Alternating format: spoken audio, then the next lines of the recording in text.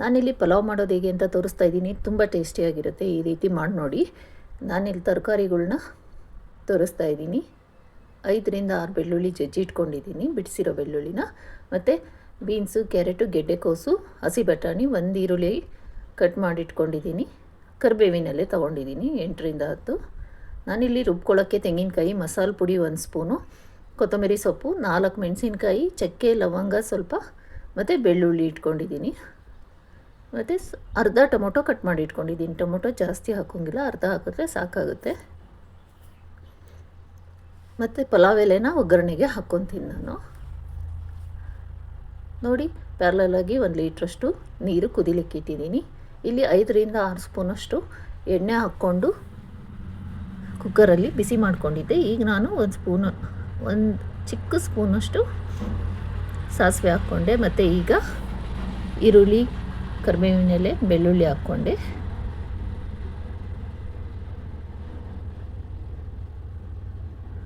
ಈಗ ಹಚ್ಚಿರೋ ತರಕಾರಿ ಎಲ್ಲ ಹಾಕ್ತಾಯಿದ್ದೀನಿ.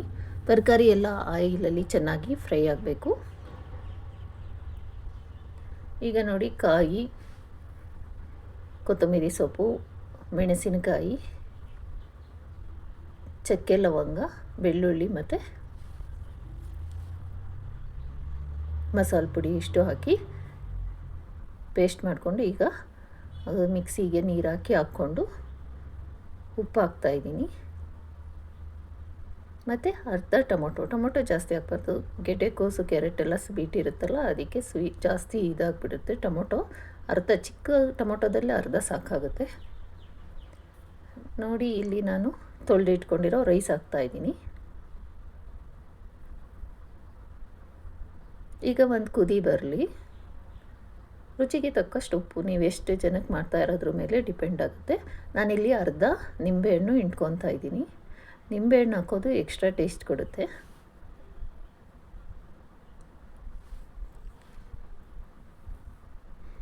ಈಗ ಕುಕ್ಕರ್ ಮುಚ್ಕೊಳ್ತಾ ಇದ್ದೀನಿ.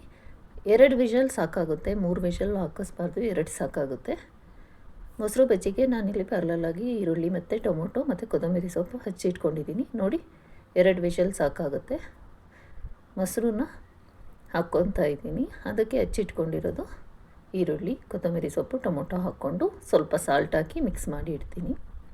ನೀವು ಬೇಕು ಅಂದರೆ ಇದಕ್ಕೆ ಸೌತೆಕಾಯಿ ಸಣ್ಣದಾಗಿ ಕಟ್ ಮಾಡಿ ಹಾಕ್ಕೋಬೋದು.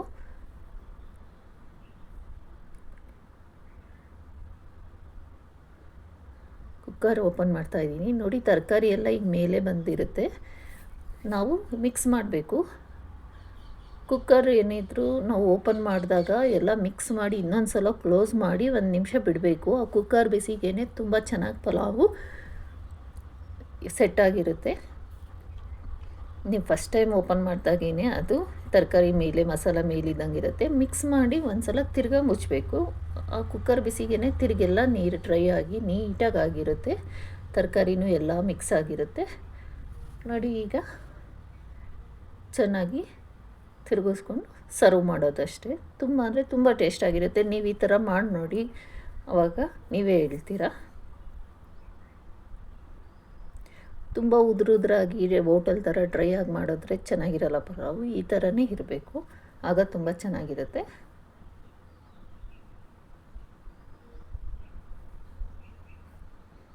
ತುಂಬ ಟೇಸ್ಟಿಯಾಗಿತ್ತು. ತರಕಾರಿನ ರಿಚ್ಚಾಗಿ ಹಾಕ್ಕೊಂಡು ಚೆನ್ನಾಗಿ ತರಕಾರಿ ಪಲಾವ್ ಮಾಡ್ಕೊಂಡು ತಿನ್ನಿ. ಆರೋಗ್ಯಕ್ಕೂ ತುಂಬ ಒಳ್ಳೆಯದು. ತರಕಾರಿನ ಹೆಚ್ಚಾಗಿ ಪ್ರತಿಯೊಂದು ಅಡುಗೆಯಲ್ಲೂ ಯೂಸ್ ಮಾಡಿ, ಅಷ್ಟೇ ನಾನು ಹೇಳೋದು. ಮಕ್ಕಳಿಗೆ ಚಿಕ್ಕವರಿಂದಲೇ ರೂಢಿ ಮಾಡಬೇಕು ತರಕಾರಿ ತಿನ್ನೋದೆಲ್ಲ, ಇಲ್ಲಾಂದರೆ ಅವು ಹಾಗೆ ಬಿಟ್ಕೊಬಿಡ್ತಾರೆ. ಅದೊಂದು ಸಜೆಷನ್ನು. ಯಾವ ಥರದ್ರಲ್ಲಿ ತಿಂತಾರೋ ತರಕಾರಿನ ಅದಕ್ಕೇ ಹೆಚ್ಚಾಗಿ ತರಕಾರಿ ಹಾಕಿ ತಿನ್ನಿಸಿ ಅಂತ ಹೇಳ್ತೀನಿ. ನೋಡಿ, ತುಂಬ ಟೇಸ್ಟಾಗಿತ್ತು. Thank you all for watching.